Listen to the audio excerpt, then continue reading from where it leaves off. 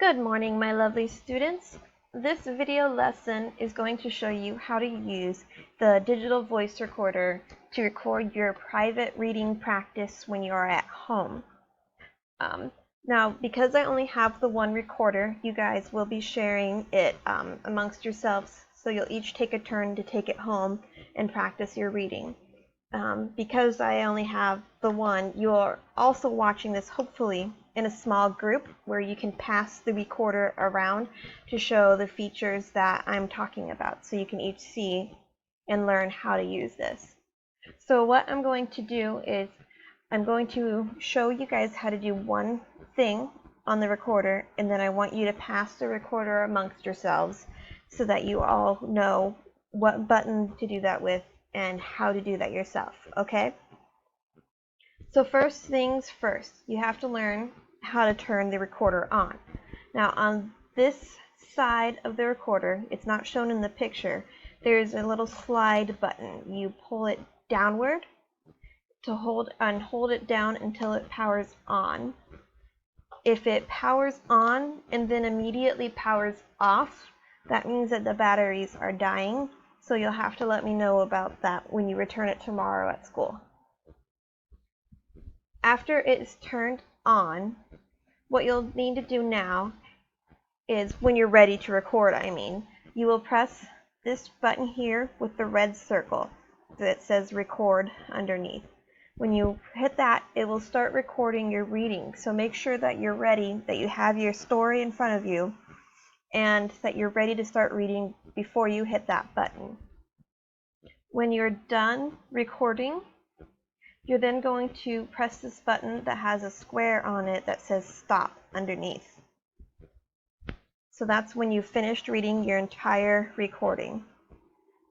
It's important to note as well, while you are recording yourself reading, make sure that you are talking clearly and that the recorder is flat on the table and that you're not touching it.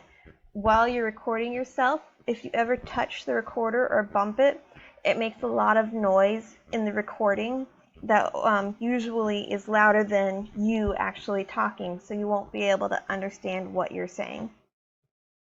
You can make as many recordings of yourself reading as you want.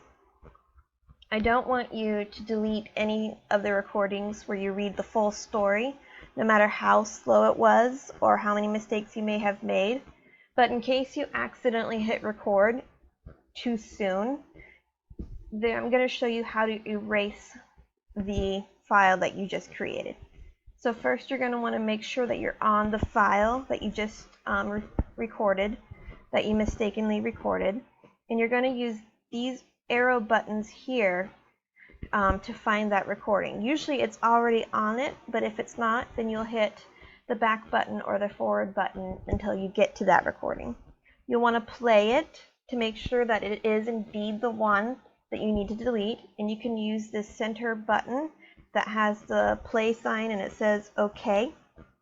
You'll use that to play it back to you, and you can use that to pause the recording as well. If it's too quiet and you can't hear it, there are volume buttons, this plus sign here and this minus sign here. That will turn the volume up or down so you can hear better. Once you are sure that you have the recording that you need to delete, you're going to click on this erase button here, the one that has the yellow stripe on it. When you click that, it's going to ask you, do you want to delete one file? Do you want to delete all in the folder? Or do you want to cancel? You're only going to click on one file. Do not click on all in folder. When you click on one file, it will ask you again, erase one file, and you'll either hit start, which will lead it to erase the file, or you're going to hit cancel, which is, whoops, you didn't mean to erase anything, and this is your way of backing out. You'll go ahead and hit start to erase that file, and then it will say erased, letting you know it was successfully erased. Okay, so you've made your full voice recording of yourself reading, and you want to see how you did. Maybe you're going to track your reading progress using your handout that we talked about in the other video, or we will talk about if you haven't seen that video yet. If that is the case, then what you're going to do is make sure you're on the recording that you just made. You're going to hit play, and you're going to follow along with your story as you listen to yourself read it. When you don't want to listen anymore, you can hit the play button again to pause it, or you can stop it altogether, which will reset the story or the recording. You can also fast forward or rewind through the recording using the buttons that you also used to sift through the different recordings to find the one you wanted to listen to. When you are done using the recorder, what you need to do is go back to that slidey button on the side, and you're going to hold it down again until it starts to power off.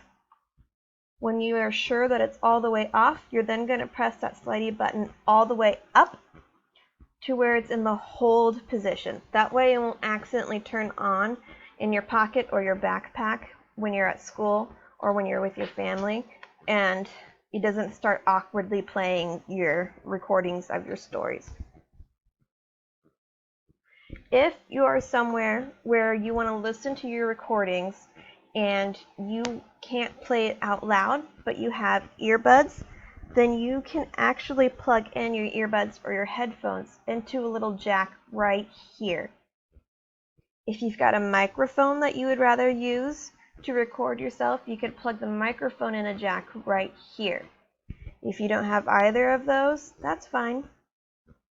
As long as you're in a quiet place where you can listen to your recording and track your own progress, you're doing great.